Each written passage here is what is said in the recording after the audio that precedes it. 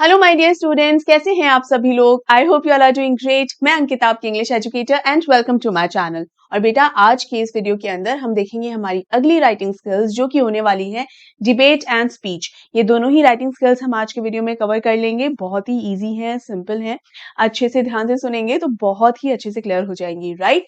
लेकिन इस वीडियो को आगे बढ़ाने से पहले आपको क्या करना है, इस वीडियो को लाइक कर दीजिए, ज्यादा से ज्यादा स्टूडेंट्स के साथ शेयर कर दीजिए, इस चैनल को सब्सक्राइब कर लीजिए and make sure Telegram channel को भी जरूर से जरूर ज्वाइन कीजिए, क्योंकि सारे पीडीएफ्स एंड नोट्स मैं वहीं शेयर करती हूँ। इस वीडियो के डिस्क्रिप्शन बॉक्स में आपको टेलीग्राम चैनल की लिंक मिल जाएगी, राइट। अब बेटा, यहाँ पर जैसा कि मैंने पहले भी बताया था, ये सारी जो है आपकी राइटिंग स्किल्स का हिस्सा है। और जहां तक बात है नोट मेकिंग एंड समराइजेशन, ये मैंने ऑलरेडी आपको कवर करवा दिया है। अगर आपने ये वीडियो अभी तक नहीं देखा है तो यहाँ पर लिंक जो है डिस्प्ले हो जाएगा। मैंने एक सिंगल वीडियो के अंदर ही ये दोनों की दोनों राइटिंग स्किल्स करवाई हैं और आपको ये क्लियर भी किया है कि ये राइटिंग स्किल्स जो है वो रीडिंग कॉम्प्रिहेंशन के क्वेश्चंस में आती है, ठीक है। आज हम पहले देखते हैं डिबेट राइटिंग कि भाई डिबेट राइटिंग क्या होता है, और उसके बाद हम स्पीच राइटिंग देखेंगे। देखिए, डिबेट का मतलब बेसिकली क्या होता है, वाद विवाद होना या बहस होना, या दो लोगों के अंदर किसी टॉपिक को लेकर कॉन्ट्राडिक्टरी डिस्कशन होना। यानी कोई एक पर्टिकुलर मुद्दा है जिसमें दो टीम्स, मान लीजिए एक पर्टिकुलर मुद्दा है जिसमें से एक टीम उसके पॉजिटिव में या फेवर में बात कर रही होती है और जो दूसरी टीम है उसके अगेंस्ट में बात कर रही होती है उस पर्टिकुलर टॉपिक के, ठीक है। तो हाँ, इसे बहस भी कहते हैं।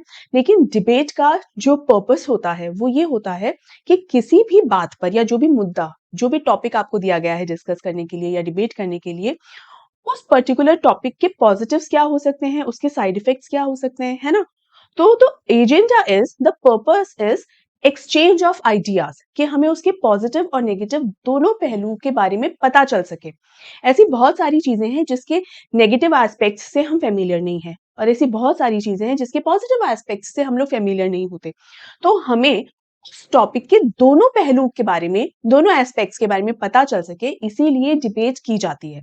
ये सारी चीजें मैं आपको इसलिए बता रही हूँ बेटा, अगेन जैसे कि मैंने हमेशा कहा है कि मेरा पर्पस सिर्फ आपको सिलेबस तक लिमिटेड रखना नहीं है। आपको रीजन पता होने चाहिए, जब भी हम कोई काम करते हैं या कोई भी टॉपिक पढ़ रहे होते हैं, उसके पीछे का जब हमें रीजन पता होता है ना, it really helps us in understanding that particular topic better. तो ये सिलेबस के हिसाब से भी आपको हेल्पफुल है। और वैसे भी जब हमें रीजन पता होते हैं तो हम अवेयर होते हैं चीजों के, हमारे अंदर अवेयरनेस आती है और हम एक बेटर डिसीजन मेकर भी बन पाते हैं, ठीक है। तो कभी भी डिबेट, जब आप डिबेट राइटिंग हम करने वाले हैं, ऐसा तो है नहीं ना कि आप वर्बली किसी के साथ डिबेट करेंगे, राइटिंग है ये। तो जब आप डिबेट के लिए जो भी पॉइंट्स अपने आंसर में लिख रहे होंगे, तो आप किस इंटेंशन से उस आंसर को लिखेंगे, ये आपको पता होना बहुत जरूरी। क्योंकि अगर ये नहीं पता होगा ना, तो कभी भी आपकी डिबेट राइटिंग उतनी इम्पैक्टफुल या उतनी इन्फ्लुएंसिंग नहीं होगी जितनी होनी चाहिए, ठीक है। And again, as I always say, कि सिर्फ मार्क्स अच्छे आ जाएं, सिर्फ वहां तक नहीं, उससे आगे अगर हम बेहतर कर पाए, there is nothing wrong with that, understand. तो यहाँ पर हम आगे बढ़ते हैं और सबसे पहले देखते हैं मार्किंग स्कीम। जो फॉर्मेट होता है इसका, वो होता है 1 नंबर का। यानी बहुत सारे स्टूडेंट्स का ये होता है कि थोड़ा बहुत फॉर्मेट मैम इधर से उधर हो गया तो क्या हो गया, ज्यादा कुछ नहीं हो गया, बस आपका 1 नंबर चला गया। और हमें हमारा आधा नंबर भी वेस्ट नहीं होने देना है, क्यों जबरदस्ती हम उसे जाने दें, है ना। उसके अलावा कंटेंट जो होता है, आपने जितना लिखा है वो 2 नंबर का है, और एक्सप्रेशन होते हैं 2 मार्क के। अब एक्सप्रेशन जो है बेटा, it is something very important, please इस पर ध्यान दिया करें। एक्सप्रेशन का मतलब होता है कि आपने अपनी बात किस तरीके से कही है, किस तरीके से प्रेजेंट करी है। हमारे जो सेंटेंस स्ट्रक्चर होते हैं, जिन वर्ड्स का हम यूज करते हैं, जिस तरीके से हम अपने सेंटेंसेस को फ्रेम करते हैं, उससे समझ में आता है कि आपने बहुत अग्रेसिव तरीके से या गुस्से वाले तरीके से अपनी बात कही है, या आपने बहुत ही सिंपल और सटल वे में शांति से अपनी बात कही है ना। जैसे सेम बात ही होती है ना, सेम बात जो है, जैसे मैं अगर कह रही हूँ, मान लीजिए किसी कोई खुशी की बात है और उसने ना मिठाइयाँ डिस्ट्रीब्यूट की हैं, ठीक है, कोई खुशी की बात है, मिठाइयाँ डिस्ट्रीब्यूट की है, तो मैं उसके बारे में क्या कह रही हूँ कि आज ऑफिस के अंदर बहुत ही खुशी की खबर आई, और इसी वजह से सब लोगों के अंदर जो है मिठाइयाँ ना डिस्ट्रीब्यूट की गई, सबको ना मिठाइयाँ दी, ठीक है। एक तो मेरा ये तरीका है कहने का। दूसरा तरीका मेरा क्या होगा, आज ऑफिस में एक बहुत ही अच्छी खबर आई, सुनकर बहुत अच्छा लगा, और पता है इस खुशी की खबर पर सब लोगों में मिठाइयाँ भी बांटी गई। दोनों ही जो बातें हैं वो बिल्कुल सेम बात है, कोई डिफरेंस नहीं है, but the way I expressed it. जब हम अपना सेंटेंस लिख रहे होते हैं ना, तो उसमें कई बार हम अननेसेसरी वर्ड्स को लाके उस सेंटेंस को उसका मीनिंग खराब कर देते हैं। अननेसेसरीली हम लोग हाउएवर लगाएंगे, अननेसेसरीली हम लोग देयरफॉर लगाएंगे, कहीं ना कहीं इसलिए भी क्योंकि स्टूडेंट्स की एक ये आदत हो गई है कि हम हमारे किस तरीके से हम हमारे कंटेंट को ज्यादा बढ़ा दें। वर्ड लिमिट जो होती है उस वर्ड लिमिट को सेटिस्फाई करने के लिए हम लोग जबरदस्ती के वर्ड्स डाल देते हैं। प्लीज ऐसा मत कीजिए, आपका सेंटेंस का जो मीनिंग है वो खराब होता है ना। तो एक तो मीनिंग खराब हो रहा है, दूसरा कई बार जो चीज आप बहुत सही तरीके से कहने चाह रहे हो वो बात बहुत ही गुस्से वाली साउंड करती है, और ऐसा होता है। तो जो ओवरऑल एक्सप्रेशन वाला मीनिंग निकल कर आता है ना, अगर आप एग्जामिनर से पूछे कि मैम आपने किस बात के मार्क्स काट दिए, सर आपने किस बात के मार्क्स काट दिए, बेटा जो पढ़कर एक इंप्रेशन सामने वाले पर पड़ता है ना एग्जामिनर पे, उस इंप्रेशन को आप किसी पॉइंट पर हाईलाइट करके नहीं बता सकते कि देख तूने ये गलत कर दिया नहीं। पूरी ओवरऑल इन्फॉर्मेशन जो मिल रही है ना, बहुत मैटर करता है, और ये आपकी हर राइटिंग स्किल में मैटर करता है, ऐसा नहीं कि सिर्फ डिबेट में, है ना। तो इन चीजों का आपको बहुत ध्यान रखना है। यूजुअली ये चीजें नहीं बताई जाती हैं, स्किप हो जाती है कई बार, और कुछ लोग बहुत अच्छे से ब्यूटीफुली एक्सप्लेन करते हैं मस्त से। तो यहाँ इन चीजों का आपको ध्यान रखना है। आप किस तरीके से अपना सेंटेंस फ्रेम कर रहे हो, keep it simple, keep it to the point. I think मेरी मैक्सिमम नंबर ऑफ वीडियोज में, ऑलमोस्ट हर वीडियो में मैं ये बात कहती ही हूँ, keep it simple and keep it to the point. Unnecessary कुछ भी लिखने की जरूरत नहीं है, और कभी भी इसको अपनी हैबिट मत मत बनाइए। अननेसेसरी लिखने वाली चीज की अपनी हैबिट मत बनाइए, इससे और कुछ नहीं होगा। आपका जो एक्सप्रेशन वाला तरीका है, आपका बात करने का जो तरीका है, वही खराब होगा। That's it. ठीक है, चलिए अब फॉर्मेट देखते हैं। बहुत ही सिंपल फॉर्मेट है। सबसे पहले तो टाइटल आ जाएगा। देखो ये एक तरीके का पेज ही मैंने यहाँ बनाया है लाइंस के साथ। सबसे पहले टाइटल आएगा, again short and to the point आपको ये टाइटल रखना है, और जो भी टाइटल या हेडिंग होगी वो सेंटर अलाइंड होगी, यानी जो लाइन है उसके सेंटर में आपको ये टाइटल लिखना है। उसके बाद बाकी का जो पूरा कंटेंट होता है डिबेट का बेटा, वो कंप्लीटली लेफ्ट अलाइंड होता है, यानी पेपर के लेफ्ट साइड के अंदर होता है। ठीक है, सबसे पहले क्या आएगा, सबसे पहले आप लिखेंगे कि अगर आप जो भी टॉपिक आपको दिया गया है क्वेश्चन में, अगर आप उसके फेवर में बात कर रहे हैं तो क्या लिखेंगे, फॉर द मोशन। और अगर आप उसके अगेंस्ट में बात कर रहे हैं तो क्या लिखेंगे, against the motion, and that's it. यहां कहीं पर भी आप बाय आपका नाम नहीं, ये नहीं लिखना होता। You are not suppose to write your name here next to the title. कई बार बच्चे क्या करते हैं, टाइटल लिख देते हैं और उसके बराबर में अपना नाम लिख देते हैं, या उसके नीचे वाली लाइन में अपना नाम लिख देते हैं। You are not suppose to do that in debate writing, ध्यान रखिए इस चीज का। ठीक है, फॉर द या अगेंस्ट द मोशन लिखा। आफ्टर दैट इंट्रोडक्शन, मतलब ये जो पूरा है, ये इंट्रोडक्शन क्या होता है, it is not the body of debate. Introduction में आप अपने आप को इंट्रोड्यूस कर रहे होते हैं कि आप कौन है, और जितने लोग भी बैठे होते हैं उन्हें विश करते हैं, उन्हें ग्रीट करते हैं, और बताते हैं कि if you are speaking for the motion और अगेंस्ट द मोशन। ठीक है, after that comes the body of the debate writing, कि बॉडी के अंदर आप क्या क्या लिखेंगे, तो वो हम आगे चल के डिस्कस करेंगे।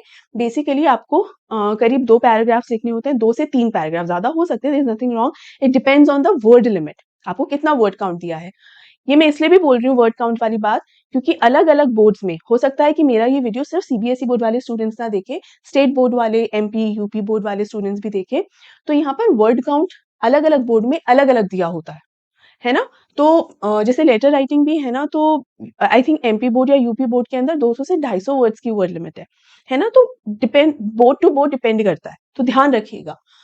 तो यहाँ पर आपको जितना भी वर्ड काउंट है उस हिसाब से आप नंबर ऑफ पैराग्राफ्स बना सकते हैं, और हर पैराग्राफ आपका 5 to 6 सेंटेंसेस से एक पैराग्राफ में इतने सेंटेंसेस होने चाहिए लगभग अंदाजन। ये सिर्फ आपको एक आइडिया देने के लिए है, सिर्फ एक आइडिया देने के लिए। ये कोई फिक्स नहीं है कि अरे यार इसके अंदर तो 4 लाइन ही आई, अब हम क्या करेंगे, नहीं ऐसा नहीं, सिर्फ आपको एक अंदाजा देने के लिए कि लगभग क्या लेंथ होती है। ठीक है, आफ्टर दैट इस बॉडी में ही जब आप बात कर रहे हैं, ये जो 2-3 पैराग्राफ होते हैं उसमें आप क्या क्या बात करेंगे, उसमें आप जिस चीज के बारे में बात कर रहे हो उस बारे में बताएंगे, उसकी प्रॉब्लम्स क्या क्या हैं, या उसके साइड इफेक्ट्स क्या है, या उसके बेनिफिट्स एडवांटेजेस क्या है, depending on if you are talking about in the favour और अगेंस्ट द मोशन, है ना, डिपेंडिंग ऑन दैट वो लिखेंगे। फिर आप सोल्यूशन भी बताएंगे कि क्या क्या उपाय हो सकते हैं, and finally you will conclude it. आप अपना जो डिबेट है उसे कंक्लूड करेंगे, राइट। कंक्लूड यूजुअली किस तरीके से किया जाता है बेटा, अपनी तरफ से अपना एक बहुत ही स्ट्रॉन्ग ओपिनियन देके, कि आप जो फेवर में अगर बोल रहे हैं तो फेवर में क्यों बोल रहे हैं, कि इन इन वजह से ही मैं फेवर में बोल रहा हूं या बोल रही हूँ, या इन इन वजह से ही मैं इस चीज के अगेंस्ट में हूँ। Understood. Now body of the debate writing, body के अंदर आप सबसे पहले क्या करते हैं, एक्सप्लेन द टॉपिक। सबसे पहले टॉपिक को एक्सप्लेन करना होता है आपको। अभी हम जब सैंपल देखेंगे और अच्छे तरीके से आपको पता चलेगा कि टॉपिक को एक्सप्लेन किस तरीके से किया जाता है। देन जिन इश्यूज के बारे में आप बात कर रहे हो उन इश्यूज को स्टेप बाय स्टेप आप एड्रेस करेंगे। हमेशा जब भी कोई भी राइटिंग स्किल हो, एक बार दिमाग में उसको फ्रेम कर लो। चाहे राइटिंग स्किल हो, चाहे आपका लिटरेचर पोर्शन हो, कोई भी क्वेश्चन आप अटेम्प्ट कर रहे हो, कोई भी सेक्शन का, इनफैक्ट कोई भी सब्जेक्ट का, लेट्स से, उस आंसर को लिखने से पहले एक बार उसे दिमाग में सोच लेना बहुत ज़रूरी है। क्योंकि जैसे ही आप आंसर लिखकर खत्म होते हैं, कई बार अरे! ये टॉपिक तो रह ही गया। ये ज़रूर होता है। तो ये ना हो, इस चीज़ से बचने के लिए आपको क्या करना है बेटा, एक बार क्विकली दिमाग में सोच ले। बहुत स्टूडेंट्स को लगता है, अरे मैम बहुत टाइम वेस्ट होता है, कौन करेगा? कभी टाइम वेस्ट नहीं होता है। इनफैक्ट ये एक it's a good investment of time. अगर आप पहले ही सोच लेंगे ना, तो बाद में जो काटा-पीटी होती है ना, उससे भी बचेंगे, और काटा-पीटी जो गंदी हो जाती है आपकी शीट, उससे भी बचेंगे। क्योंकि कई बार काटा-पीटी की वजह से एग्जामिनर ट्रू मीनिंग समझ नहीं पाता है। ये नहीं समझ पाता कौन-सा वर्ड तो छोड़ा है, कौन-सा वर्ड काट दिया है। तो मेक श्योर ज़रूर से ज़रूर इस चीज़ को अपनी हैबिट में, प्रैक्टिस में लेकर आ जाइए कि आंसर लिखने से पहले टॉपिक्स को आपको दिमाग में सोच लेना है। उस टॉपिक सोच लेने से क्या होगा, जब आप उन इश्यूज़ के बारे में इस डिबेट राइटिंग के अंदर एक्सप्लेन कर रहे होंगे ना उन चीज़ों को, तो आप एक प्रॉपर सीक्वेंस में उन्हें लिख पाएँगे। वरना बच्चे क्या करते हैं, हौच-पौच, पहला पॉइंट लिख रहे होते हैं, वो पॉइंट लिखते दौरान ही दूसरा पॉइंट ध्यान आ गया तो उसी को ही वहीं पर ही डाल दिया। क्योंकि लिखते-लिखते actually you do not realize that you have started writing about the second point. ये इतनी कॉमन मिस्टेक है कि पहला पॉइंट पूरा नहीं हुआ कि दूसरा पॉइंट स्टार्ट कर देते हैं। हो सकता है बहुत सारे स्टूडेंट्स को लग रहा हो कि अरे यार ऐसे कौन करता है? आप लोग ही करते हैं और ऐसा होता है, and you people don't even realise it. We examiners do, क्योंकि हम जब चेक कर रहे होते हैं कॉपी, तो कई बार सोचते हैं कि भैया अगला कहना क्या चाह रहा है, ये कहाँ से शुरू हो गया और दूसरा पॉइंट ही बीच में शुरू हो गया। अपनी खुद की आंसर शीट जो है, आपने मिड टर्म एग्जाम्स दिए होंगे, उनकी आंसर शीट अगर आप देख सके, कई बार ऐसा होता है। तो पहले से सोच लेंगे, ये वाली गलती नहीं होगी, है ना? हर एक पॉइंट को अच्छे से, जितनी भी इश्यूज आप हाईलाइट कर रहे हैं, वन बाय वन उन्हें प्रॉपर सॉल्यूशंस के साथ बताइए। इससे ये भी समझ में आता है कि 10 पॉइंट्स बताने की जरूरत नहीं है, 2 से 3 पॉइंट्स बताइए। चाहे आप फेवर में बात कर रहे हो, चाहे आप अगेंस्ट में बात कर रहे हो, 2 से 3 पॉइंट्स बताइए कि आप फेवर में क्यों है या अगेंस्ट में क्यों है। ठीक है? और उन 2-3 पॉइंट्स के एक सोल्यूशन दे दीजिए। सोल्यूशन का मतलब होता है reason, basically it is more like a reason. ठीक है? It is more like a reason also, है ना? कि भाई आपने ये पॉइंट बोला, तो वो क्यों बोल रहे हो आप, वो आपको साथ में लिखना होता है। तो वो एक सोल्यूशन की तरह काम करता है वो रीजन। दैट्स वाई सोल्यूशंस, है ना? तो यहाँ पर सॉल्यूशंस कह सकते हैं, रीजंस कह सकते हैं। तो यहाँ पर क्या होता है बेटा, जित 2 या 3 हिसाब किताब के पॉइंट्स आप लिख दो। 10 पॉइंट लिखोगे, फिर 10 सॉल्यूशन लिखोगे, तो अपने को ऐसे कोई मतलब हजार शब्दों का लेख थोड़ी लिखना है अपने को, नहीं ना? तो ये चीजें ध्यान रखना है। ठीक? Next is solution should be socially and practically possible and correct. मतलब आप जो सॉल्यूशंस दे रहे हो या आप जो रीजंस दे रहे हो, वो प्रैक्टिकली पॉसिबल होने चाहिए, करेक्ट होने चाहिए। मतलब ऐसा नहीं हवाई पुलाव, कुछ भी आप ख्याली पुलाव बना रहे हो, कुछ भी अपने हिसाब से कि नहीं नहीं, मतलब ऐसा कोई आपको सजेशन नहीं देना है जो प्रैक्टिकली एग्जिस्ट ना करे, है ना? अपनी इमेजिनेशन के घोड़ों को इतना नहीं दौड़ाना है कि पकड़ ना पाओ। समझ रहे हो? तो प्रैक्टिकली वो करेक्ट होने चाहिए। And then comes the conclusion. Conclusions में यूजुअली क्या आता है कि जो सोल्यूशन आपने प्रोवाइड करा है, एक तो वो कि बाद में आपको एक शॉर्ट के अंदर वो सोल्यूशन देना होता है। अगेन सोल्यूशन कह लीजिए, एक रीजन कह लीजिए, अपनी ही बात को सपोर्ट करते हुए एक सेंटेंस आपको लिखना होता है बेसिकली। और उसके बाद सारी ऑडियंस को आपको थैंक कहना होता है कि भाई thank you so much. Now here are the some of the most important points. ये पॉइंट्स क्या है बेटा? बेसिकली पॉइंट्स ये हैं कि डिबेट में किस किस चीज का ध्यान रखना है। ये शुरू में मैंने आपको जो बताया ना कि डिबेट क्यों होता है। डिबेट का एजेंडा ये नहीं होता है कि आप अपने जो ओपोनेंट है उसको चुप करा दो। चुप करा दो का मतलब एज इन ये होता है कि आपको उससे कोई बैर मोल नहीं लेना है, कोई उससे लड़ाई झगड़ा नहीं करना है जबरदस्ती का कि नहीं तू तो गलत कह रहा है, मैंने जो कहा है वही सत्य है। ऐसा आपको कुछ भी नहीं करना होता है। आपको अपनी बात सलीके से रखनी होती है कि आप जो कह रहे हैं हाँ ठीक है, मेरा लेकिन ये सोचना है। इस इंटेंशन के साथ आपको डिबेट करना होता है। और उसके बाद डिसअग्री भी अगर आप कर रहे हो ना, तो वो भी एक तरीके से होता है। ये नहीं होता अरे तू जो बोल रहा है फिजूल है, ये तो क्या बकवास है, नहीं ऐसे नहीं, मैंने जो सोचा है ना वही है सही। इस तरीके से डिसएग्रीमेंट नहीं होता है। इट इज एन इंसल्ट, वो आपको नहीं करनी है। तरीका ये कि हाँ ठीक है, लेकिन मेरा सोचना थोड़ा अलग है, मैं इससे अलग विचार रखती हूँ, अलग विचार रखता हूँ। ये डिसएग्रीमेंट होता है। This is again a disagreement, but this is a proper way. Debate आपको, देखिए ऐसा तो है नहीं कि आपको रोज डिबेट करनी होती है कहीं। डिबेट राइटिंग आपके सिलेबस में इसलिए है ताकि आप रेगुलर वे में जब लोगों से बात करते हैं, तो जरूरी नहीं ना जब आप उन लोगों से बात करें तो आप उनकी हर बात से सहमत हो सकता है किसी चीज से डिसएग्री भी आप कर रहे हो। तो एक तरीका होता है, हाँ, फ्रेंड्स के साथ फिर भी थोड़ा कैजुअल एटीट्यूड चल जाता है, लेकिन फॉर्मल लेवल पर जब आप आते हो, जब आप ऑफिसेज़ में होते हो, काम कर रहे होते हो या आपका अपना खुद का बिज़नेस सर्कल होगा, उस लेवल की बात सोचिए। आप सिर्फ़ अपने क्या फ्रेंड सर्कल की बात सोच रहे हो, तो यार मैं अपने फ्रेंड से इस तरीके से बात करूँगा क्या कि हाँ भाई, आप जो कह रहे हैं वो ठीक है, लेकिन मेरा ये नहीं भाई, फ्रेंड्स के साथ ही नहीं चलता है, फ्रेंड्स के साथ तो क्या है, तू गलत ही है।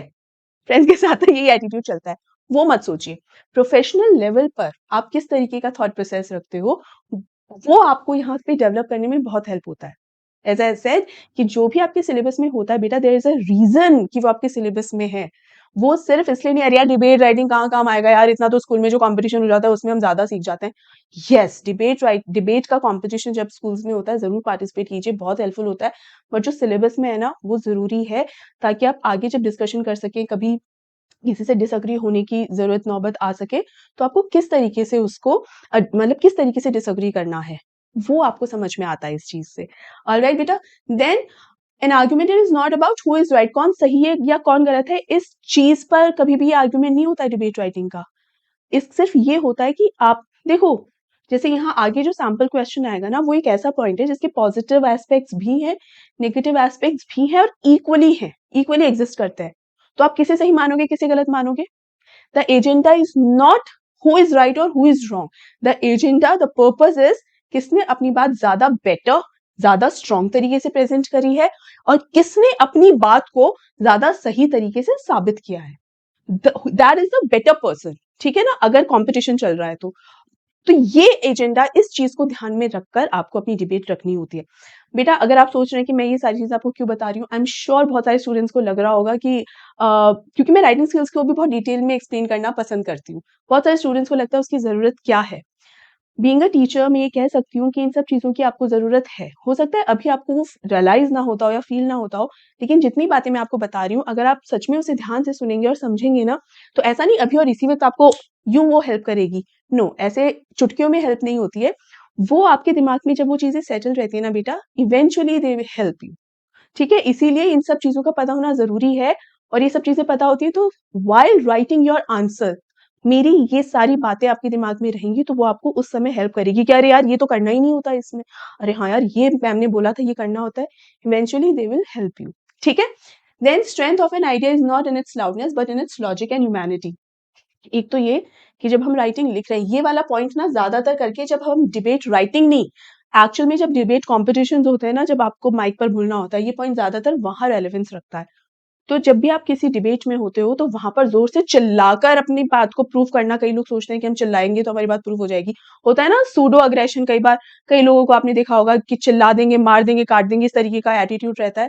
नहीं, चिल्ला-चिल्ला के अपनी बात कहकर आपको लगता है अगर कि आपकी बात सही हो जाएगी, तो ऐसा नहीं होता बेटा।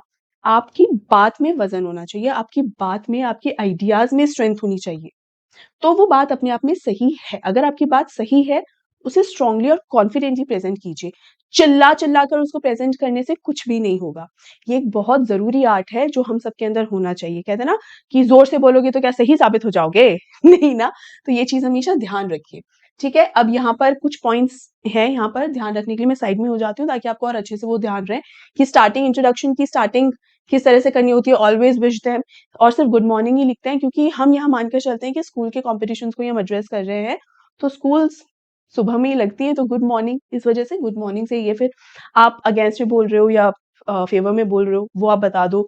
You are also suppose to write your name, आपको अपना नाम और क्लास, अगर जरूरत हो तो क्लास आपको बतानी होती है कि आप कौन हो। ठीक है? देन जब आप स्टार्ट करते हो बॉडी ऑफ द डिबेट, वो स्टार्ट करते हो तो फर्स्ट पैराग्राफ के अंदर ही आप बता दो कि भाई आप किन किन पॉइंट्स को एड्रेस कर रहे हो। अगर फेवर में बोल रहे हो चाहे अगेंस्ट को बोल रहे हो, किन किन चीज़ों को, किन किन बातों को आप एड्रेस कर रहे हो, किन इश्यूज को एड्रेस कर रहे हो, उन इश्यूज के सोल्यूशंस क्या, पॉसिबल सोल्यूशंस क्या हो सकते हैं। ठीक है? And then finally you conclude your debate writing. ठीक है? Finally you conclude it. Now here is the sample. The question is you are Mukul और महिमा। नाम हमेशा ध्यान रखना, ये भी बच्चे बहुत गड़बड़ करते हैं। ये इसलिए भी मैं ध्यान दे रही हूँ बेटा क्योंकि नेक्स्ट ईयर आप लोगों का 12th होगा, बोर्ड एग्जाम होगा, तो उसमें भी आपको ये हेल्प करेगी चीज़। नाम ध्यान रखना, जितनी भी फीमेल कैंडिडेट्स हैं अपना नाम महिमा लिख देना। कई बार कोई अपना रियल नेम लिखकर आ जाता है और कई बार ना, चाहे रिपीटेडली कहो, कई बार ना कोई अपने फ्रेंड का ही नाम लिखकर आ जाएगा क्योंकि वो भूल जाते हैं कि क्वेश्चन में क्या नाम दिया हुआ है। तो ये गलती नहीं करना, उसके मार्क्स डिडक्ट होते हैं। ठीक है? of ELS Public School, your school has organized a debate on social media and its effect. Title हमारे पास ऑलरेडी गिवन है. 90% केसेस में, इनफैक्ट मोर देन 90% केसेस के अंदर आपको टाइटल ऑलरेडी गिवन होता है डिबेट में. There is rarely a case जहां पर आपको क्वेश्चन में टाइटल ना मिले. अगर नहीं भी मिलेगा तब भी आपको भले ही टाइटल ना मिले लेकिन टॉपिक तो मिलता ही है कि किस बारे में आपको डिबेट करनी है. तो वो टॉपिक में से ही आप टाइटल निकालते हो. ठीक है, short and sweet to the point वाला टाइटल निकालना होता है. ठीक, and you will be participating in your school. Prepare your views against और in favour of the motion. 120 to 150 words की आपके पास वर्ड काउंट की लिमिट है ना. अब देखिए, सबसे पहले तो हमने क्या किया, सेंटर के अंदर क्या लिख दिया, social media and its effects. ये हमारे पास टाइटल गिवन है, सेंटर में हमने लिख दिया. अब यहाँ हम देख रहे हैं कि ये वाला जो कैंडिडेट है वो इस टॉपिक के फेवर में लिख रहा है. दैट मीन्स सोशल मीडिया के जो इफेक्ट्स हैं, ये बच्चा किस बारे में बात करेगा, उसके पॉजिटिव इफेक्ट्स के बारे में बात करेगा. पॉजिटिव तो इसके फेवर में है कि भाई सोशल मीडिया बिल्कुल फायदेमंद है. ठीक है, तो फॉर द मोशन देन कई बार it is all allowed to start your debate writing with a quote और विद योर ओन ओपिनियन. आप सोच रहे होंगे मैम आपने तो फॉर्मेट में बताया था कि गुड मॉर्निंग से स्टार्ट करते हैं. Yes, but you are allowed to write a quote. जैसे ये तो एक कोट है, ये बच्चे का खुद का नहीं है, ये कोट है. तो आप किसी ऐसे जाने माने कोट से भी स्टार्ट कर सकते हो, लेकिन बिल्कुल वो कोट ऐसा होना चाहिए जो टॉपिक से रिलेटेड हो.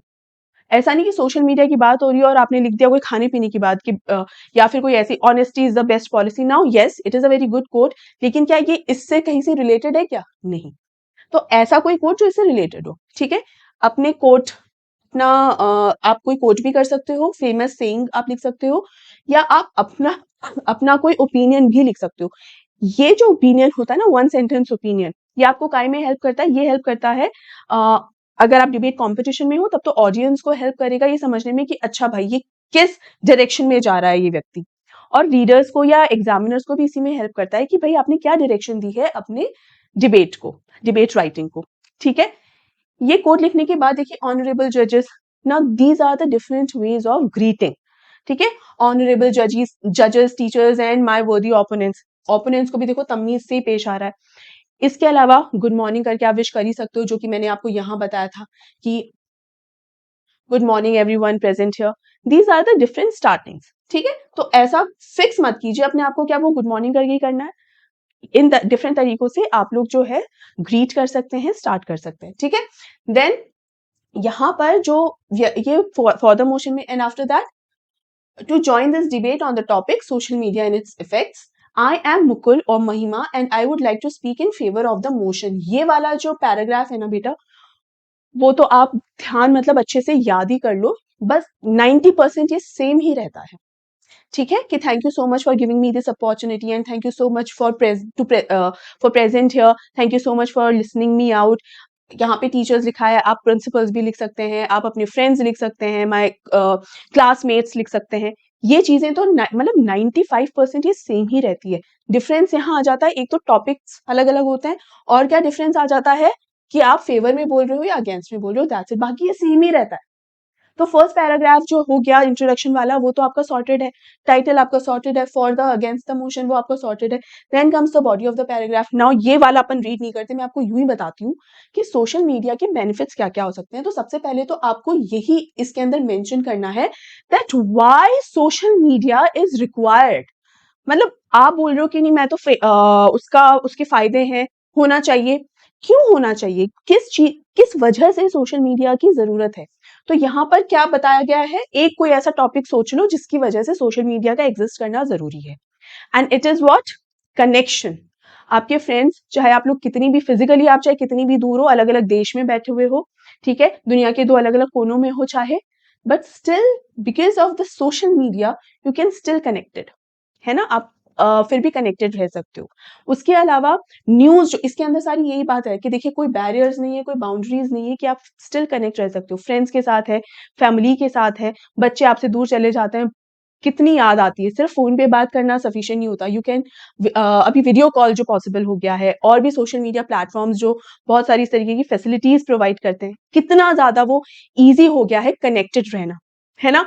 उसके अलावा न्यूज वगैरह, आप लोग अपडेटेड जो रहते हो, न्यूज जो है तुरंत आपके पास आती है। तो न्यूज़, इमरजेंसी अलर्ट्स, अनाउंसमेंट्स, जितनी भी ये चीज़ें होती हैं, तो लोगों के अंदर न्यूज़ को स्प्रेड करना, जल्दी स्प्रेड करना आसान हो गया है। पहले टाइम लग जाता था लोगों तक खबर आते-आते, ठीक है ना? और जब तक खबर आती थी तब तक वो पुरानी हो चुकी होती थी। तो इसलिए ये भी इसका बेनिफिट है। 2 पैराग्राफ्स में इसके बेनिफिट्स बता दिए हैं and then come with so much advancements and innovations, it would be an unimaginable world without having social media in it. Someone has rightly put it into words by saying social media is addictive precisely because it gives us something that the real world lacks. It gives us immediacy, मतलब तुरंत प्रभाव से काम हो जाना, basically जल्दी, है ना? Direction and a value as an individual. Throughout इसके अंदर पॉजिटिव बात बताई है, लेकिन पॉजिटिव क्यों है? क्योंकि इसकी वजह से हमें न्यूज़ अलर्ट्स मिल जाते हैं, इसीलिए हम हमेशा अपडेटेड रहते हैं। इसकी वजह से हम हमारे फ्रेंड्स और फैमिली के साथ कनेक्टेड रहते हैं, चाहे फिजिकली कितना भी दूर हो। तो इसलिए social media is important, it is required, ठीक है? और आखिर के जो कंक्लूजन वाला हिस्सा है, उसके अंदर इसने अपनी एक सेंटेंस में ये सारी बात कह दी है, ठीक है? कि इसी की वजह से हम भले इसे कितना भी एडिक्टिव रहे, बट स्टिल हमें इससे बहुत सारी चीजें सीखने को मिल रही है ना। इसीलिए social media is very important for all of us. Thank you लिखना नहीं भूलेंगे, आखिर में थैंक यू जरूर लिखेंगे। ये हो गया इसका positive motion. Now next is same question और इसके अगेंस्ट में हम क्या क्या लिख सकते हैं। मैं जानबूझ के सेम क्वेश्चन का पॉजिटिव और अगेंस्ट लेकर आई हूं ताकि एक ही पॉइंट का आपको दोनों पहलू पता चल सके, ताकि आपको क्लियर आइडिया हो जाए कि बेसिकली डिबेट राइटिंग या डिबेट जो है वो किस तरीके से अलग अलग पहलुओं को सामने लेकर आता है, ठीक है? पहले आपने फॉर द मोशन देख लिया, अब अगेंस्ट द मोशन। इसके अंदर जो स्टार्टिंग हुई है वो किसी कोट से नहीं हुई है, ये स्टूडेंट अपना पर्सनल ओपिनियन एक दे रहा है। देखो किस तरीके से दिया है, what a world it is with everyone on their phones all the time faking their lives and keeping account of their likes. ये अपने ओपिनियन दिया है कि सोशल मीडिया क्या कर रहा है कि सब, जितनी भी दुनिया है सबको फोन पे रख लिया, और रियल एक्सपीरियंस लोगों को कम होता है। वो सिर्फ ये चीज ध्यान रखते हैं कि अरे उन्होंने एक फोटो अपलोड की थी, उन्होंने एक वीडियो अपलोड किया था, उसके लाइक्स कितने हैं, इस पर कम लाइक्स आए, अरे यार हम अच्छे नहीं दिख रहे क्या, इस पे ज्यादा लाइक्स आए, हम तो बहुत अच्छे दिख रहे हैं, राइट? तो हमारे दिन कैसा जा रहा है, हम खुश हैं या दुखी है, इस बात का कहीं ना कहीं इस बात पे फर्क पड़ता है कि हमारे नंबर ऑफ लाइक्स कितने हैं। तो ये हमें एक सेंटेंस से पता चल गया कि क्या डायरेक्शन दे दी है इस बच्चे ने इस पूरी डिबेट को, ठीक है? देन स्टार्ट कैसे कर रहा है वो ये debate. Again, good morning ladies and gentleman, I am Mukul. बहुत ही डायरेक्ट वे में स्टार्ट कर रहा है, लेकिन स्टिल वेरी वेरी रिस्पेक्टफुल और तमीज से। झूठा अग्रेशन नहीं है फालतू में, किसी भी टोन में आप देखना थ्रू आउट, आप जब रीड करोगे कहीं भी आपको डिसरिस्पेक्टफुल नहीं लगेगा, कहीं भी रूड नहीं लगेगी, टोन के पढ़ने में रूड लग रही हो, ऐसा कुछ भी नहीं लगेगा, ठीक है? और यही पर्पस होता है डिबेट राइटिंग का, है ना? अपना नाम बता दिया, ठीक है? आपको जो क्लास है, मैंने आपको कहा था आपको क्लास मेंशन करनी होती है अगर जरूरत हो तो जरूरत का मतलब ये है कि अगर आपको क्वेश्चन के अंदर दिया होता है यूजुअली कि अगर क्लास मेंशन है तो यहाँ पर क्लास मेंशन कर दीजिए। कि मान लीजिए 11th ए का स्टूडेंट अगर है, 11th बी का स्टूडेंट अगर है, तो आप फ्रॉम क्लास 11th ए ये भी लिख दीजिए। क्योंकि चूंकि नहीं था क्वेश्चन के अंदर मेंशन, इसीलिए मैंने यहाँ पर भी मेंशन नहीं किया, ठीक है? I would like to speak against the motion. मैंने क्या बताया था कि जो पहला पैराग्राफ होता है बॉडी का वो सिमिलर सा ही होता है, हालांकि पहला पैराग्राफ नहीं है, this is the introduction, sorry. जो इंट्रोडक्शन होता है वो 95% सिमिलर ही होता है, तो ये देखो ये सिमिलर ही है, ठीक? अब देखो इसने जो जो साइड इफेक्ट्स हैं वो बताए हैं कि किस तरीके से टेक्नोलॉजी डेवलप तो हो गई है टाइम सेव करने के लिए, लेकिन लोग जो है इतना एडिक्टेड हो गए हैं कि इसकी वजह से लोग अनप्रोडक्टिव हो गए। तो सोशल मीडिया बना किस लिए था? ये टेक्नोलॉजिकल एडवांसमेंट का पर्पस क्या था? कि टाइम बच सके और लोग ज्यादा प्रोडक्टिव हो सके। लेकिन हुआ क्या असर? उल्टा असर हो गया कि लोग एडिक्टेड हो गए, और सिंस एडिक्टेड हो गए इसीलिए अनप्रोडक्टिव हो गए, बैठे रहते हैं और स्क्रोल करते रहते हैं बस, ठीक है? तो प्रोडक्टिव टाइम और कम हो गया। तो वो जो फायदा, जिस फायदे की वजह से सोशल मीडिया बनाया गया था, वो फायदा और नुकसान में बदल गया, ठीक है? और इसीलिए जितने भी बच्चे हैं उनकी जो आउटडोर एक्टिविटीज हो गई हैं वो बहुत कम हो गई है। पहले इवनिंग में बच्चे कितना बाहर जाकर खेल कूद किया करते थे, आजकल वो उतना नहीं रहा है, क्योंकि उसी टाइम पर बच्चे क्या करते हैं, सोशल मीडिया पे लगे रहते हैं। ये पॉइंट इसने लाया है। अब अगर आप अभी तक नोटिस करें बेटा, चलिए पॉइंट बाद में बताती हूँ। उसके अलावा न्यूज को लेकर न्यूज़ की बात अगर है तो हाँ, बहुत जल्दी न्यूज़ स्प्रेड होती है, बहुत जल्दी लोगों तक पहुँच जाती है, लेकिन वो न्यूज़ कितनी सही है या नहीं है, वो ऑथेंटिक है या फेक है, क्योंकि जो फॉरवर्डेड मैसेजेस कई बार आते हैं तो हम उसको कभी भी क्रॉस चेक करने की कोशिश नहीं करते मैक्सिमम लोग। हमारे पास वो मैसेज आता है और हम एज़ इट इज़ उसको एक्सेप्ट भी कर लेते हैं कि हाँ, ऐसा चल रहा है, ऐसा हो रहा है। हम लोग ये मानने समझने लग जाते हैं, तो ये भी होता है। तो इसलिए बेसिकली यहाँ पर ये पॉइंट कह रहा है कि हाँ, बहुत सारे न्यूज़ जो हैं जल्दी स्प्रेड भी हो जाता है, लेकिन वो कई बार न्यूज़ जो है वो फेक न्यूज़ होती है और लोगों को तो इसलिए नुकसान भी होता है क्योंकि लोग उस फेक न्यूज़ को भी मान लेते हैं कि यही सच है, तो नुकसान भी हो जाता है। अब ये आखिर में क्या बोल रहा है? That it is one of the reasons behind insecurities and depression among teenagers and it is right that technology देखो, क्या कह रहा है सोशल मीडिया की मतलब ये नेगेटिव इसके जो साइड इफेक्ट्स हैं सोशल मीडिया के वो बता रहा है, लेकिन सोशल मीडिया अपने आप में गलत है वो नहीं कह रहा। क्या कह रहा है देखो, it is that technology was introduced to save time but we forgot to mention in the right amount. तो बेसिकली अगर हम बात करें, जब हमने फॉर द मोशन की बात की थी उसके अंदर भी हमने यही कहा था कि हालांकि एडिक्शन लोगों को एडिक्शन हो जाता है इससे, बट स्टिल ये बहुत बेनिफिशियल है। मतलब उसका साइड इफेक्ट हमने थोड़ा सा मेंशन किया था। डिबेट का यही तो पर्पस रहता है, यही तो उसका एजेंडा है कि हाँ भाई तुम जो कह रहे हो वो भी ठीक है, लेकिन मेरे जो ख्याल है वो ये है कि हाँ, सोशल मीडिया का एडिक्शन भी हो जाता है अग्री, लेकिन देखो उसके बेनिफिट्स कितने हैं। सेम एटीट्यूड यहाँ है कि हाँ, सोशल मीडिया बनाया इसलिए गया था कि उसके बहुत सारे फायदे हैं, ये बात सच है, इससे मैं मना नहीं कर रहा कि बहुत सारे बेनिफिट्स हैं, बट हम उसका बहुत गलत यूज कर रहे हैं और इसीलिए उसके बहुत सारे नुकसान हो गए। कैरिंग द आइडिया कि सामने वाले की बात को भी रखी जा रही है कि नहीं नहीं तुम जो कह रहे हो वो तो है, उसमें कोई नुकसान नहीं, वो कोई गलत नहीं, हमने लेकिन यूज जिस तरीके से करना शुरू कर दिया है वो बहुत गलत है। और ये अपनी बात कह के अगेन थैंक यू। अब यहाँ पर देखिए इस बच्चे ने सिर्फ थैंक यू नहीं लिखा, thank you for your cooperation and patient hearing. कितना खूबसूरत तरीके से एंड किया है यहाँ पर। आप सिर्फ थैंक यू भी लिख सकते हैं, देयर इज नथिंग रॉन्ग। ऐसा नहीं है कि ये सेंटेंस लिखोगे तो इसके कोई एक्स्ट्रा मार्क्स मिल जाएंगे, ऐसा नहीं है।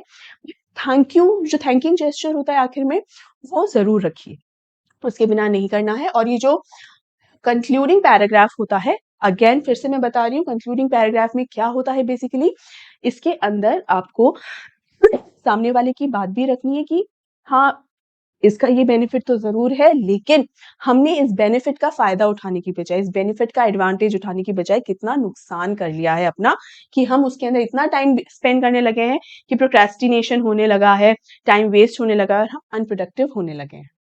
गॉट दी आइडिया बेटा? So this is the debate writing. ये बहुत सिंपल होती है और बहुत, अगेन आई ऑलवेज से कि keep it simple and keep it to the point. तो यही एजेंडा इसके साथ है।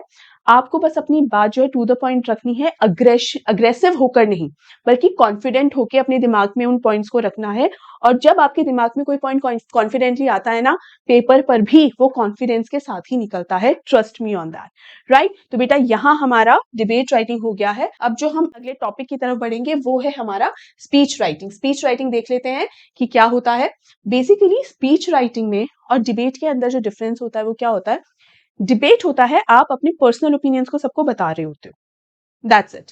स्पीच का क्या एजेंडा होता है, स्पीच में भी आप अपने पर्सनल ओपिनियंस को ही बता रहे होते हो, लेकिन स्पीच के अंदर एक डिफरेंस ये होता है कि आप कहीं ना कहीं जितने लोगों के सामने स्पीच बोल रहे हो, यहाँ पर हाँ स्पीच राइटिंग है, आप सिर्फ लिख रहे हो, दुनिया को नहीं सुना रहे, लेकिन जो सुनाना है वही तो लिख रहे होते हो ना।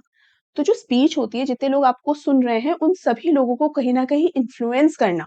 जैसे अगर हम बात करें मिनिस्टर्स की, भाषण देते हैं ना, तो भाषण सिर्फ क्यों देते हैं मैं बोलकर आ गया, नहीं, जितनी भी जनता उन्हें सुन रही है उन सभी जनता को अपनी बात से कन्विंस करवाना भी स्पीच का एक बहुत बड़ा एजेंडा होता है कि देखो हम जो कह रहे हैं वो कितना सही ओपिनियन है ना। अब आपको ये इंटेंशन पता चल गई कि स्पीच क्यों लिखी जाती है। जब हमें किसी भी चीज की या राइटिंग स्किल की इंटेंशन पता चल जाती है ना, तो हमारी सोचने का तरीका वैसा हो जाता है। तो जब हमें पता है कि स्पीच राइटिंग क्या है, पर्पस क्या होता है, एजेंडा क्या होता है, भाई लोगों को कन्विंस करने के हिसाब से हमें लिखी जाती है, तो हमारे दिमाग में जो सेंटेंसेस या जो विचार आते हैं ना, वो कन्विंस करने के हिसाब से, इन्फ्लुएंस करने के हिसाब से ही वो सेंटेंसेस आते हैं। जितनी भी इंफॉर्मेशन हमारे दिमाग में आएगी वो सामने वाले को कन्विंस करने के हिसाब से ही आएगी कि लोगों पर हमारी एक छाप छूटनी चाहिए, लोगों के अंदर ये समझ में आना चाहिए कि yes we are the true leaders. इस तरीके की ख्याल जो है दिमाग में आने चाहिए, राइट? समझ में आ गया? Here are some of the points जो आपको ध्यान रखने चाहिए व्हाइल राइटिंग द स्पीच। अब अपन देखते हैं कि इसका फॉर्मेट क्या है। तो format again it is very simple. Title या हेडिंग टू द पॉइंट होगा और शॉर्ट होगा और लाइन के सेंटर में यानी अगेन सेंटर अलाइंड होगा। बाकी जो पूरी बॉडी है, कंटेंट है, वो सारा का सारा लेफ्ट अलाइंड होता है बेटा। ठीक है, शुरुआत कैसे होगी? शुरुआत होगी अगेन ग्रीटिंग्स के साथ, गुड मॉर्निंग या गुड आफ्टरनून, वैसे हम गुड मॉर्निंग गुड मॉर्निंग से ही करेंगे। ठीक है, 2-3 लाइंस उसके लिए। उसके बाद इंट्रोड्यूस योर टॉपिक। जिस भी टॉपिक पे आप स्पीच देने वाले होते हैं उस टॉपिक के बारे में लोगों को थोड़ा सा बताइए ताकि उन्हें एक समझ आ जाए कि किस बारे में आप बात करने वाले हैं। देन उसके बाद ये जो इंट्रोडक्शन, जैसे यहाँ पे मैंने लिखा भी है, हाईलाइट किया है, it has to be very powerful, it has to be strong. Introduction जो होता है बेटा सबसे ज्यादा जरूरी होता है क्योंकि ये एक तरीके से मौका होता है ऑडियंस को कैप्चर करने का। अगेन आप सोच रहे होंगे कि मैम हम तो स्पीच राइटिंग में है ना। हाँ, बट इवेंचुअली किस चीज में हेल्प करेगा? कल को लोगों के सामने आपको आकर बात करनी होगी, तो आपको पर्पस समझ में आना चाहिए कि मैं जो बोल रहा हूँ या बोल रही हूँ उसका है कि लोगों का अटेंशन, ध्यान अपनी ओर खींचने का। आपको ये एक टैलेंट होता है। तो किस तरीके से आप अपना इंट्रोडक्शन लिखें ताकि सबका ध्यान अपनी ओर खींच ले। ठीक है, मेन कंटेंट अगेन 2 पैराग्राफ और हर पैराग्राफ में 5 से 6 लाइन। जैसा मैंने आपको अभी डिबेट राइटिंग में भी बताया, 5 to 6 लाइन्स आपको सिर्फ एक आइडिया देने के लिए है कि एक पैराग्राफ कितना लेंथी होना चाहिए। ठीक है, बहुत ज्यादा लेंथी भी मत कीजिए कि 8-10 लाइनें लिख दी, और ये भी मत कीजिए कि सिर्फ 2-3 लाइनों के अंदर ही निपटा दिया कि हो गया ना, 2-3 लाइनें लिख दी ना, हो गया ना पैराग्राफ। नहीं, 5 to 6 is a decent length of a paragraph, right? उसके बाद अपना कंक्लूजन। ठीक है, कंक्लूड करना होता है आपको। नाउ कंक्लूजन में जैसे हमने डिबेट राइटिंग में देखा, उसमें भी आपको क्या करना होता है? हमेशा थैंकिंग एटीट्यूड से ही उसको एंड करना होता है। थैंक यू लिखते हैं, कंक्लूजन में भी आपको आखिर में थैंक यू जरूर लिखना है। तो ये हो गया हमारा format. Again it was simple. And finally कौन कौन सी चीजें हैं that a perfect speech consists of. तो यहाँ पर हेडिंग तो हमने देख ही ली क्या है, ओपनिंग लाइन हमने देख ही ली किस तरीके से कि dear principal ma'am, teachers, friends, classmates, इस तरीके से हम शुरू करेंगे। इसके अलावा हम किसी कोट से भी with a quote related to the topic, again topic related quote से भी हम शुरू कर सकते हैं। देन जैसा हमने डिबेट राइटिंग में किया था ना, देखो डिबेट और स्पीच जो है काफी हद तक कुछ चीजें, कुछ पॉइंट्स मिलते जुलते से हैं, इसीलिए मैं इन दोनों को साथ में लेकर आई हूँ, राइट? तो यहाँ पर जिस तरीके से हम कोट से स्टार्ट करी थी हमने, एक कोट होता है उससे स्टार्ट करा था, वैसे ही हम लोग स्पीच में भी एक कोट से एक ओपनिंग लाइन इस तरह से दे सकते हैं। अगर कोई कोट नहीं है, आप अपना ओपिनियन के हिसाब से भी लिख सकते हो, there is nothing wrong with that. Then comes the body of the speech. Body के अंदर आपको क्या लिखना होता है? Since it is a main part, तो यहाँ आपको बहुत चीजें ध्यान रखनी होंगी। एक तो आपका जो सेंटेंस स्ट्रक्चर है, अगेन टू द पॉइंट होना चाहिए। उसके अलावा इंट्रोडक्शन मैंने आपको बता ही दिया, स्ट्रॉन्ग शॉर्ट इंट्रोडक्शन होना चाहिए लेकिन स्ट्रॉन्ग होना चाहिए। फिर depending on the type of topic, किस तरीके का टॉपिक है उस हिसाब से आपको स्पीच लिखनी होती है। तो अगर आप मान लीजिए विमेन एम्पावरमेंट पे लिख रहे हैं, तो आप उसके अंदर ये थोड़ी बताएंगे कि भाई विमेन अगर एम्पावर हो जाएंगी तो उसके क्या क्या डिसएडवांटेजेस हो सकते हैं। No, you are suppose to tell कि why women empowerment is required, why it is important, और उसके क्या क्या बेनिफिट्स होंगे, उसके एडवांटेजेस क्या क्या है, क्यों विमेन का एम्पावर होना जरूरी है, ये सारी चीजें ही तो आप बताएंगे ना। ठीक है, लेट्स से सिगरेट स्मोकिंग को लेकर अगर आपको कुछ लिखना है तो आपको क्या, let's talk about the advantages and benefits of cigarette smoking, क्या ऐसा कुछ आप लिखेंगे? नहीं। ठीक है, हम आगे चल के जब पोस्टर सीखेंगे ना, पोस्टर में भी सिमिलर सा ही एक एटीट्यूड होता है कि आपको उसमें कॉन्सिक्वेंसेस लिखने हैं, बेनिफिट्स लिखने हैं, या एडवांटेजेस या कॉजेस क्या लिखने होते हैं। तो थोड़ा सा यार कॉमन सेंस भी आपको ध्यान में रखना होता है। उसके अलावा again you have to follow a sequence. Sequence का मतलब यही होता है, ये चीज मैं आपको हर बार कहती हूँ कि जब भी आप इन्फॉर्मेशन प्रोवाइड कर रहे हो ना, try to keep the sequence in order. हमेशा ध्यान से अपनी बात को लिखे, ऐसा नहीं कि एक पॉइंट लिख रहे हैं, थोड़ी देर पहले भी बताई थी कि एक पॉइंट लिख रहे हैं फिर आपको ख्याल आया कि अरे दूसरा पॉइंट दिमाग में आ गया उसी वक्त, तो पहले वाले पॉइंट कई बार ऐसे में अधूरा छूट जाता है, वो आपको नहीं करना है। ठीक है, और उसके अलावा वर्ड लिमिट, यस, यही पॉइंट के बारे में मैं सबसे ज्यादा रुकी हुई थी। वर्ड लिमिट का हमेशा ध्यान रखें। ये एक बहुत बड़ा मिथ है बेटा कि पन्ने भर के आ जाओ, नहीं, ऐसा बिल्कुल भी नहीं है। प्लीज आप इस चीज को कभी भी ऐसा मत समझिए। मतलब examiner, that person is a learner person. ठीक है, वो आपकी कॉपीज जब चेक कर रहे हैं कॉपीज जब चेक कर रहे हैं, आपको क्या लगता है बस जबरदस्ती कॉपीज भराओगे उसके मार्क्स मिल जाएंगे? नहीं बच्चे, ऐसा नहीं होता है। Word limit, there is a reason they have given you this word limit. तो चाहे 20 से 30 अगर आपको दी हुई है वर्ड्स, या 125 से 150 वर्ड्स लिमिट अगर आपको दी हुई है, तो stick to that word limit, है ना? क्योंकि आपको वर्ड लिमिट इसलिए दी होती है ये देखने के लिए कि भाई जितने शब्द इसको दिए गए हैं उतने शब्दों में ये बेस्ट पॉसिबल तरीके से अपनी बात कैसे कह पाता है या कह पाती है। ठीक है ना, आया समझ में? तो ये ध्यान रखना है। और सबसे ज्यादा जरूरी क्या होता है, अपने देखो आपके दिमाग में बहुत सारे पॉइंट्स आएंगे कि मैं ये पॉइंट भी लिखूं, ये पॉइंट भी लिखूं, ये पॉइंट भी, ये पॉइंट भी, ये पॉइंट भी, क्योंकि लिखने से पहले आपको अपने आंसर्स को फ्रेम करना जरूरी है। तो बहुत सारे पॉइंट्स आपके दिमाग में आएंगे, वो सारे के सारे पॉइंट्स लिखना जरूरी नहीं होता। आई ऑलवेज से this is not the first time, ठीक है। ऑलवेज ऐसे कि सारे के सारे पॉइंट्स लिखना जरूरी नहीं होता। आपको ध्यान रखना है कि 5 नंबर का क्वेश्चन है या 3 नंबर का है या 10 नंबर का क्वेश्चन है, ठीक है। 10 नंबर का तो खैर नहीं होता, लेकिन एक बात है कहने वाली कि ध्यान रखिए कि कितने मार्क्स का क्वेश्चन है और उसमें जितने भी पॉइंट्स आपके दिमाग में है उसमें से टॉप 3, टॉप 4 या टॉप 5 पॉइंट्स कौन से हैं। जैसे अगर हम बात कर रहे हैं यहाँ स्पीच राइटिंग की या डिबेट राइटिंग की, तो टॉप 3 आर द जो भी मोस्ट इंपॉर्टेंट है, टॉप 3 आर सफिशिएंट है। Top 3 most important points are sufficient, उसे मेंशन कर दीजिए।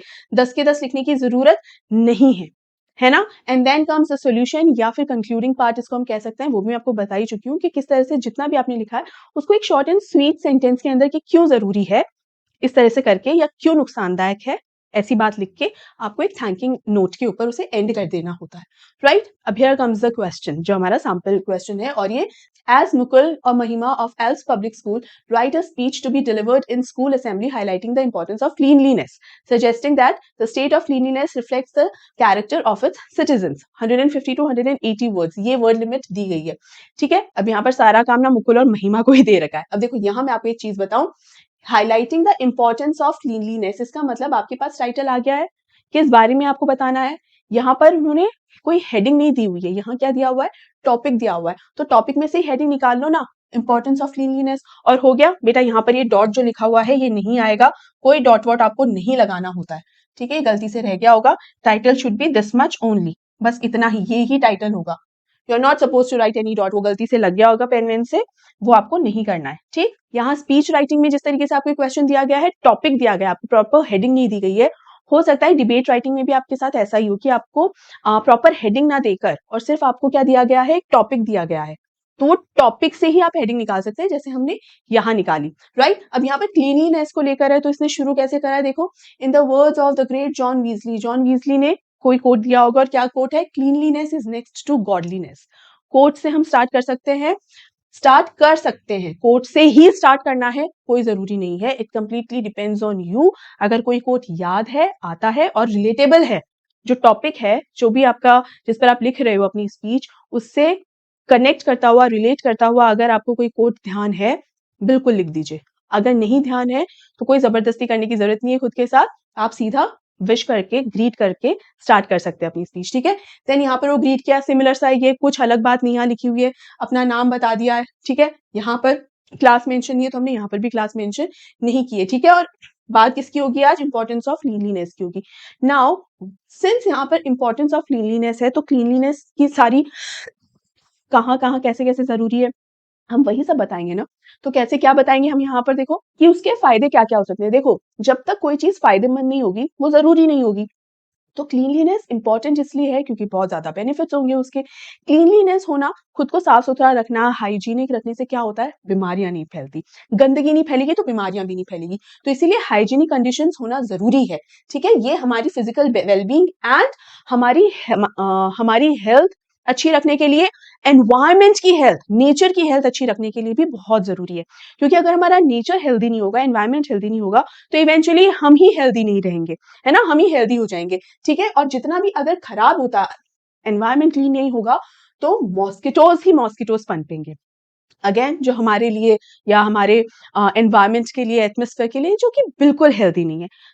हमने इंपॉर्टेंस कैसे बताई है, उनके बेनिफिट्स बता के। तो बेनिफिट्स बताते रहिए, इंपॉर्टेंस और बनती चली जाएगी, ठीक है। एज आई सेड, कोई चीज इंपॉर्टेंट कब होती है, जब वो फायदेमंद होती है। तो फायदे बताते जाइए, इंपॉर्टेंस अपने आप सामने आती जाएगी, ठीक है। और क्या बताया है कि किस तरीके से जो सरकार है, अगर आपको पता है कि अगर जैसे यहाँ स्वच्छ भारत अभियान की बात यहाँ करी है, अगर आपको ऐसे किसी अभियान के बारे में पता है तो मेक श्योर वो जरूर आप मेंशन करें। जरूरी नहीं कि भारत सरकार द्वारा शुरू करा हुआ ही कोई अभियान हो सकता है कि कोई लोकल सोसाइटीज जो ये होती हैं, वो भी कई बार लोकल जो एनजीओज वगैरह जो होते हैं, कई बार वो भी कोई अभियान शुरू करते हैं, है ना। आपको किसी के बारे में भी अगर पता है तो उसके बारे में आप बिल्कुल मेंशन कीजिए। उससे क्या होता है, आपकी स्पीच इंपैक्टफुल होती है, जो आपकी स्पीच राइटिंग है वो इंपैक्टफुल होती है। क्यों? क्योंकि रीडर को समझ में आता है कि you are aware of the facts, आपको चीजों के बारे में पता है। तो इस तरीके के कोई अभियान या कोई पॉलिसीज अगर आपको पता है, make sure you mention it. हल्का फुल्का भी अगर पता है तो भी मेंशन कीजिए, क्योंकि आपको यहाँ पर उस पॉलिसी को या उस अभियान को थोड़ी डिस्कस करना है। You are not suppose to discuss that. आपको सिर्फ उसे मेंशन करना जरूरी है कि देखो ये अभियान भी चल रहा है, ये पॉलिसीज भी बनाई गई हैं, ये एजेंडाज भी डिस्कस हो रहे हैं, है ना। तो सिर्फ आपको वो एजेंडाज के नाम लिख देने हैं कि भाई देखो ऐसे एजेंडाज या ऐसे पॉलिसीज या ऐसे अभियान एग्जिस्ट करते हैं। It means cleanliness is important. You are not supposed to discuss or write in detail about that अभियान और पॉलिसीज और एजेंडाज, ठीक है ना। तो उससे रीडर को क्या समझ में आएगा, that you are aware of the topic and you are aware of the facts you are talking about, ठीक है। और उसके बाद यहाँ पर आ गए हम कंक्लूजन पे। और कंक्लूजन पे देखो, मैं सबसे ज्यादा ध्यान ना कंक्लूजन पे देती हूँ, क्योंकि स्टूडेंट सबसे ज्यादा वहां पे कंफ्यूज है कि हमने इतनी सारी बात इतनी डिटेल में जो लिखी है, हम उसको एक ही पैराग्राफ में कैसे बताएंगे। तो देखो, इसलिए ज्यादा ध्यान देती हूँ। देखो, good health will ensure a healthy mind which will lead to increased overall productivity resulting in higher standards of living। Basically जितने भी टॉपिक्स आपने लिखे हैं ना, हमने पहले क्या पॉइंट बताया, किस तरीके से हमारे हेल्थ के लिए ये जरूरी है। फिर हमने बताया किस तरह से हमारे एनवायरनमेंट को हेल्दी बनाने के लिए जरूरी है। फिर हमने क्या बताया कि अगर क्लीन और हाइजीनिक एनवायरनमेंट होगा तो हमारी मेंटल हेल्थ भी अच्छी रहेगी। फिर हमने बताया कि भारत सरकार भी इसके लिए काम कर रही है। स्वच्छता अभियान के बारे में हमने यहाँ मेंशन किया, स्वच्छ भारत अभियान जो है उसके लिए हमने मेंशन किया। 4 to 5 पॉइंट से हो गए। इन चारों पांचों पॉइंट को आप कंबाइंड करके क्या बना दो कि भाई क्लीनलीनेस होती है तो हमारा एनवायरनमेंट, हमारा समाज जो है वो भी हेल्दी रहेगा और हेल्दी माइंड रहेगा। हो गया एक सिंगल सेंटेंस। इसी तरीके से आपको अपना कंक्लूजन लिखना होता है, चाहे डिबेट राइटिंग हो चाहे हमारी स्पीच राइटिंग हो, कि उसे कंक्लूड कर दें कि अल्टीमेटली इन चीजों को बेनिफिट होगा या अल्टीमेटली इन चीजों को नुकसान होता है।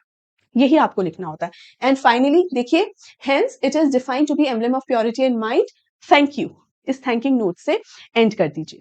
बस हो गया। अगर आप ध्यान दें बेटा, चाहे डिबेट राइटिंग हो चाहे ये स्पीच राइटिंग हो, क्या ये मुश्किल थी? नहीं, ये बिल्कुल भी मुश्किल नहीं थी। इनफैक्ट आपको हाँ थोड़ी बहुत प्रैक्टिस करने की जरूरत है। मतलब आप वीकली एक भी कर लेंगे ना, ट्रस्ट मी, मतलब रोज करने की जरूरत नहीं है। मतलब 2-3 बार अगर लगातार कर लिया, वीकली एक बार भी नहीं, एक हफ्ते में 2-3 बार बस कर लिया ना, तो आपको एक हैबिट से हो जाती है, आप उससे और फेमिलियर हो जाते हैं। मैं हमेशा स्टूडेंट से ये कहती हूँ कि भाई अभी आपके एग्जाम में थोड़ा बहुत टाइम है, महीना भर लगभग बचा हुआ है। इस महीने में आप टोटल ओवरऑल 4 से 5 बार भी अगर एक पर्टिकुलर राइटिंग स्किल को कर लेंगे या बार बार रीड भी कर लेंगे ना, आप उस चीज से फेमिलियर हो जाते हो। कई बार बच्चे होते हैं कि पहली बार राइटिंग स्किल को अरे हम तो हैंडल कर लेंगे, थ्रू आउट यही एटीट्यूड रहता है। फिर जब एग्जाम आता है ना, तो पहली बार उनका ना आमना सामना हो रहा होता है, पहली बार देख रहे होते हैं, अच्छा ये होती है डिबेट राइटिंग, अच्छा ये पढ़ लिखा है, अब लिखे क्या इसमें। बहुत बार ऐसा होता है क्योंकि ध्यान नहीं देते हैं। एक बार ध्यान देने लग जाओगे, रीड भी कर लोगे, आंसर्स लिखने लग जाओगे, 2-3 बार भी अगर प्रैक्टिस कर लोगे, तो आप उन टॉपिक्स से फेमिलियर हो जाते हो बेटा। तब while writing the answers in your final exams, आपके दिमाग में उन टॉपिक से रिलेटेड पॉइंट्स आने लगते हैं। हाँ, इसके अंदर ये लिखा जा सकता है, हाँ इनसे ये लिखा जा सकता है ना। Trust me. दूसरा, यहाँ जैसे हमने क्लीनलीनेस के टॉपिक की बात करी, हो सकता है एग्जाम के अंदर आपका एनवायरमेंट से रिलेटेड कोई टॉपिक आ जाए, हो सकता है अगेन सोशल मीडिया एडवांसमेंट से रिलेटेड कोई टॉपिक आ जाए। अब आप सोचेंगे यार मैम आप कैसी बातें कर रहे हो, दिमाग में पॉइंट्स कहाँ से आएंगे, हमने यहाँ पे क्लीनलीनेस की बात की, अगर सोशल मीडिया पर मतलब कोई आ गया, क्या लेना देना है आपस में। हाँ, इनका शायद आपस में लेना देना नहीं है, लेकिन सिंस आपका दिमाग एक प्रैक्टिस में है, एक हैबिट में है कि आप स्पीच राइटिंग लिखने के हैबिट में हो, तो आपका दिमाग उसी हिसाब से सोच पाता है, टॉपिक्स पॉइंट्स सोच पाता है, सॉरी नॉट टॉपिक्स, पॉइंट्स सोच पाता है। इसीलिए अपने आप को हैबिट में रखिए, हर सब्जेक्ट को पढ़ना रीड करने के हैबिट में रहिए, आपको उससे बहुत बहुत और बहुत बेनिफिट होगा। ये मेरी बात लिख लीजिए, बहुत फायदेमंद होता है ये, ठीक है। तो बेटा ये वीडियो आपको कैसा लगा? क्या दोनों की दोनों राइटिंग स्किल्स आपको अच्छे से क्लियर हो गई हैं? कहीं पर भी कोई डाउट हो मुझसे पूछ लेना। ये वीडियो कैसा लगा, दोनों की दोनों राइटिंग स्किल्स कैसी लगी, मुझे जरूर बताना। कहीं पर भी किसी भी टॉपिक पे आपको कहीं पर भी पॉइंट पर अगर आपको ये लगता है कि मुझे यहाँ अच्छे से समझ में नहीं आया है, कुछ भी कंफ्यूजिंग लगता है, तो आप अपना डाउट जो है कमेंट करके मुझसे पूछ सकते हो। मेरे रेगुलर स्टूडेंट्स को अच्छे से पता है कि मैं हर डाउट को क्लियर करती हूँ, आंसर करती हूँ कमेंट में, ठीक है। आप चाहे तो देख भी सकते हैं, आई ऑलवेज रिस्पॉन्ड, ठीक है। तो मेक श्योर अपनी डाउट को आप जरूर कमेंट कर ले। अगर अपना कोई ओपिनियन मेरे साथ शेयर करना चाहते हो, यू आर मोस्ट वेलकम, ठीक है। तो हम जल्द ही मिलते हैं अगले वीडियो में बेटा, तब तक अपना ध्यान रखेंगे। इस वीडियो को लाइक कीजिए, ज्यादा से ज्यादा शेयर कीजिए, चैनल को सब्सक्राइब करना मत भूलिएगा, और हाँ टेलीग्राम चैनल को भी ज्वाइन कर लीजिए ताकि वहां पर आपको सारे नोट्स और पीडीएफ मिल जाए। इस वीडियो के डिस्क्रिप्शन बॉक्स में आपको टेलीग्राम चैनल की लिंक मिल जाएगी, ठीक है। तो जल्द ही मिलेंगे अगले वीडियो में बेटा, तब तक ध्यान रखिए, take care and good bye.